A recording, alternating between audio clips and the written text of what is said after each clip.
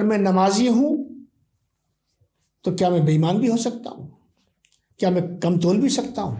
जो भाव अपने लिए होता है वो भाव दूसरों के लिए भी पैदा होता है। ये एसेंस और स्पिरिट है नमाज की। भाइयों और बहनों, हम इस्लाम के जो बुनियादी बिंदु हैं, उसके फंडामेंटल्स और पिलर्स हैं, उन पर बात कर रहे हैं।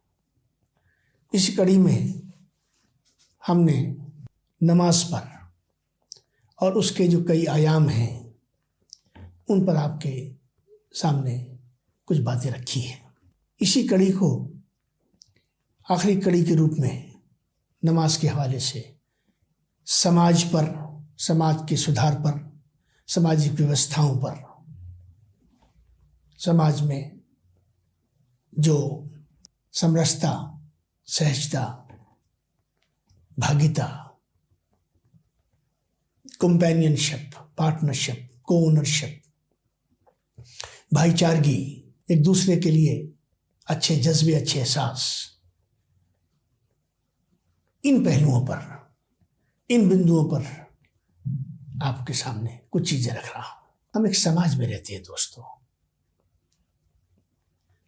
एक अच्छा समाज बनाना,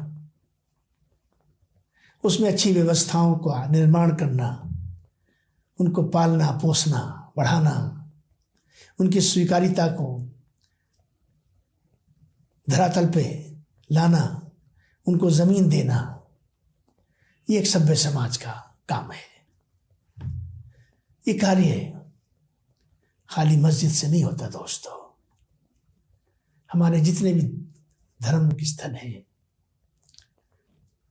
किसी भी धर्म के हैं, वास्तविकता तो ये है कि धर्म यानी धारण करना। क्या धारण करना? अच्छाई। क्या छोड़ना? बुराई। अपने अपने आस्थाओं, उनकी व्याख्याओं, अपने अपने ग्रंथों, अपने अपने धार्मिक स्थलों और अपनी अपनी शिक्षाओं के अधीन रहते हुए भारतीय समाज में, छोटे बड़े हर समाज में एक ही कार्य है, सबसे ज्यादा प्रबल कार्य है, सर्वोपरि है। अगर वो, उसकी सुपीरियरिटी और उसका सर्वप्रिय होना धरातल पर मौजूद है और उसमें कोई योगदान धर्म का, धर्म गुरुओं का, धार्मिक स्थलों का अगर कोई है और उसका कोई टेस्ट है, तो वो टेस्ट ये है। मैं तो आज केवल इस्लाम के परिपेक्ष में आपसे बात करूंगा। अच्छा समाज बनाने में क्या हमारी जो पूजा पद्धति है, जो हमारा इबादत का तरीका है, या जो हमारी इबादत है, क्या वो कोई मुस्बत, पॉजिटिव, सकारात्मक भूमिका, रोल, किरदार अदा कर पा रही है? आइए नमाज के परिपेक्ष में आपके समक्ष उस चर्चा को जो मैंने पीछे आपसे की, उन तमाम बिंदुओं को साथ में लेते हुए नमाज का, नमाजी का, मस्जिद के इमाम का, मस्जिद के एडमिनिस्ट्रेटर मुतवल्ली का और मस्जिद में देने वाले मुअज्जिन, अजान देने वाले मुअज्जिन साहब का, इन सब का और नमाज का, इस पूरे समूह का, इस पूरी व्यवस्था का समाज पे क्या कोई सकारात्मक असर है?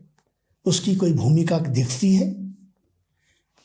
असर होना चाहिए, भूमिका है, इसमें किसी संदेह की गुंजाइश नहीं है। कमी है ये विचार का, चिंता का, चिंतन का, मंथन का, गौर व फिक्र का, इंटेंस इंट्रोस्पेक्शन का विषय है। लेकिन फिर भी सभी धार्मिक स्थलों का, वहां से दिए जाने वाले प्रवचनों का, क्रियाओं का कहीं ना कहीं एक कम्युनिटी पर, एक कम्युनिटी फीलिंग के हवाले से एक कम्युनिटी इम्पैक्ट होता है।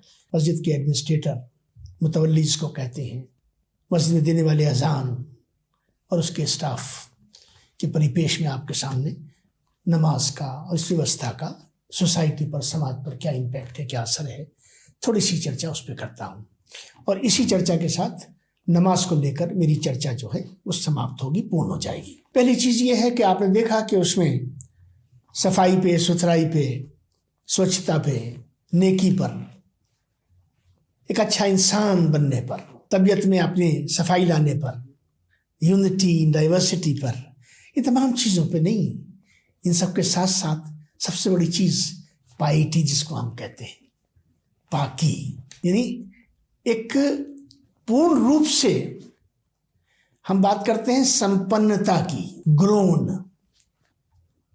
ये जो सारी ट्रेनिंग हुई जिसको मैंने आपके सामने पिछले कई एपिसोड में रखा, उसका जो एंड प्रोडक्ट है वो क्या निकला कि अगर मैं नमाजी हूं तो क्या मैं बेईमान भी हो सकता हूं? क्या मैं कम तोल भी सकता हूं? क्या मैं चोरी कर सकता हूं, डकैती डाल सकता हूं, एडल्ट्री कर सकता हूं, रेप कर सकता हूं, पड़ोसी का हक मार सकता हूं, बीवी पे जुल्म कर सकता हूं, माँ बाप से बदतमीजी कर सकता हूं? नहीं कर सकता। जो ट्रेनिंग मुझे मिली, इन सब पर काबू पाना, इसको कहते हैं पाइटी, पाकी, पाकीज़गी, नेक होना, एक यूजफुल ह्यूमन बीइंग, एक यूजफुल सिटीजन, एक यूजफुल कंपेनियन, एक यूजफुल नेबर, एक यूजफुल क्लास फेलो, ए यूजफुल टीचर,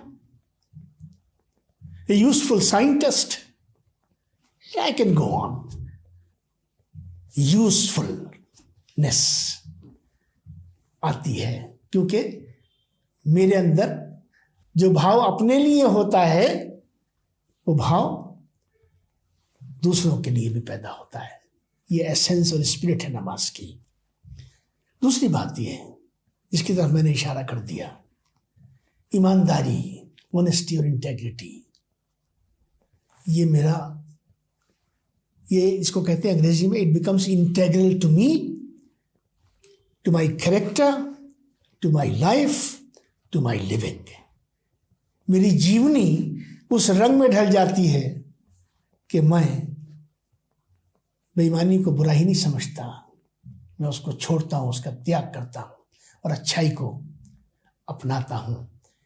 ये वो व्याख्या है जिसके लिए मैंने हिंदी का शब्द संपन्नता का प्रयोग किया। गॉड फियरिंग नेचर हो जाती है जब मैं अल्लाह से डरना शुरू करता हूँ, तो मेरा सलूक अल्लाह के बंदों के साथ, अल्लाह की मखलूक के साथ, समाज के साथ, जंगल के साथ, माहौल के साथ, पानी के साथ, सूरज के साथ, रोशनी के साथ, गरीब के साथ, हर एक के साथ, हर व्यवस्था के साथ कैसा हो जाता है। मैं हर सिचुएशन में भलाई ढूंढता हूं और भलाई करता हूं और भलाई में योगदान देता हूं। गॉड फियरिंग नेचर हो जाती है जो मुझे बुराई से एक नेचुरल कोर्स में रोकती नहीं है, हटा भी देती है और मैं अच्छाई का प्रतीक बन जाता हूं। चौथी बात, जब मैं इन सामाजिक बुराइयों से नैतिक आधार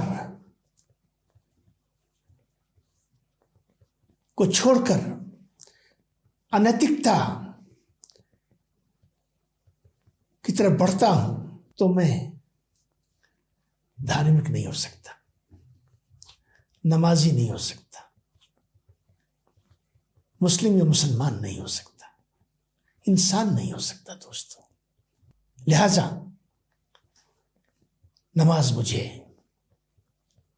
जहाँ पाकी सिखा रही है, इंसानियत सिखा रही है, मेरे करेक्टर को बना रही है, मेरे अंदर कम्युनिटी फीलिंग पैदा कर रही है, मुझे मॉरली, इमोशनली, स्पिरिचुअली स्ट्रांग कर रही है और मुझे एक ऐसा डिटरेंट की शक्ल में बना के उभार रही है कि जो बुराई को छोड़ता नहीं बल्कि बुराई को रोकने का प्रतीक बन जाता है। तो इस पूरी व्यवस्था से क्या चीज फाइनली वजूद में आई?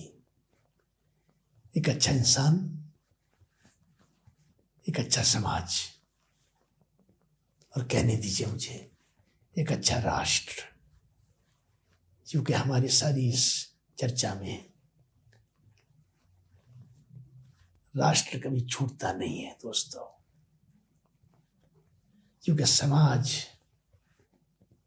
की कोख से राष्ट्र जन्म लेता है। एक व्यक्ति से व्यक्तियों का समूह, और समूह से समाज, और समाज से राष्ट्र, इस सब में स्वच्छता आ जाए, भलाई आ जाए, इंसानियत आ जाए, एक दूसरे का ध्यान आ जाए, उसकी देखभाल आ जाए, एक दूसरे का हम हाथ बन जाएं, बाजू बन जाएं, पैर बन जाएं, दिमाग बन जाएं, सांस बन जाएं, एहसास बन जाएं, जज्बा बन जाएं, साथी बन जाएं। ये सब काम करती है नमाज। ये है वो आयाम। अब जब मस्जिद को देखिएगा, इमाम साहब पे नजर डालिएगा, मुअज्जिन साहब को देखिएगा, मस्जिद को चलाने वाले किसी मुतवल्ली कमेटी के मेंबर को देखिएगा, मस्जिदों से निकलने वाले नमाजियों को देखिएगा, तो अपने मन में ये सब रखिएगा और अंदाजा कीजिएगा कि ये कितनी कीमती जगहें हैं, ये कितना काम कर रही हैं। पूरे 24 घंटे में 5 दफा, जिसके पूरे समय को अगर जोड़ लिया जाए तो 1 से सवा घंटा, हद से 1.5 घंटा बनता है। उस 1.5 घंटे में क्या क्या चीजें, ट्रेनिंग, किस तरह की ट्रेनिंग दे रही है, कैसा इंसान बना रही है दोस्तों, ये नमाज है। ये हमारा दूसरा सुतून है। मैंने प्रयास किया पूरी ईमानदारी से आपके बीच, आपके समक्ष सच रखूं, और अंत में ये कह दूं कि ये एक आइडियल सिचुएशन है, आदर्श स्थिति है। ये पूर्णतया incomplete, in absolute terms available है, स्वीकार करता हूं नहीं अवेलेबल है। कमियां हैं, कमियां हर परिस्थिति में होती हैं।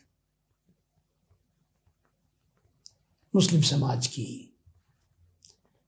और अन्य व्यवस्थाओं में दूसरे समाजों की यह सामूहिक जिम्मेदारी है कि जो आइडियल व्यवस्था, धर्म और धर्म ग्रंथ और धार्मिक व्यवस्थाएं